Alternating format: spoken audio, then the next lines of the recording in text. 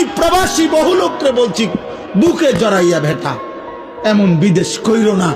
16 বৎসর তুমি বেটা কষ্ট করে বিদেশ করো, তোমার একটা একটা ঘাম, একটা একটা টাকার মধ্যে, রিয়ালের মধ্যে বেটা তার ঘামে ভিজা, তার কষ্টে ভিজা, তার কলিজাটা পানি করে ফেলছে। আজকে 18 বছর 20 বছর বিদেশে থাকে, একবেলা খানা দেই না কেউ নাই, এক গ্লাস পানি আগায় দেওয়ার মতো কেউ নাই, একটা জামা ধুইয়া দেওয়ার মতো কেউ নাই, একটা ভালোবাসবে একটা বিবি নাই, বাচ্চা নাই, কেউ নাই। বেচারা অসহায়ের মতো 12 ঘন্টা ডিউটি করে আইসা পইরা থাকে রুমের মধ্যে, মন চাইলে দুগা খায়, মন চাইলে শুইয়া থাকে ক্লান্তিতে। আবার ডিউটি টাইম হয়ে যায়, কে খাইবো কে রাঁধবো?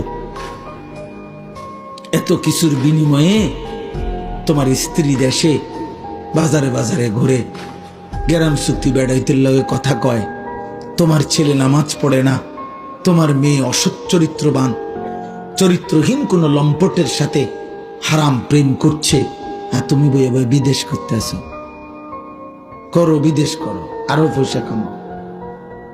কেউ রাগ হইলে কোন প্রবাসী যদি আমার কথা বলতে বলে, আমি তাকে বলতে চাই, ভাই তোর কষ্টের টাকা, তোর মেহনতের টাকা, তোর কলিজার ঘাম করা টাকা তোর স্ত্রী সন্তান আল্লাহর নাফরমানিতে ব্যয় করছে।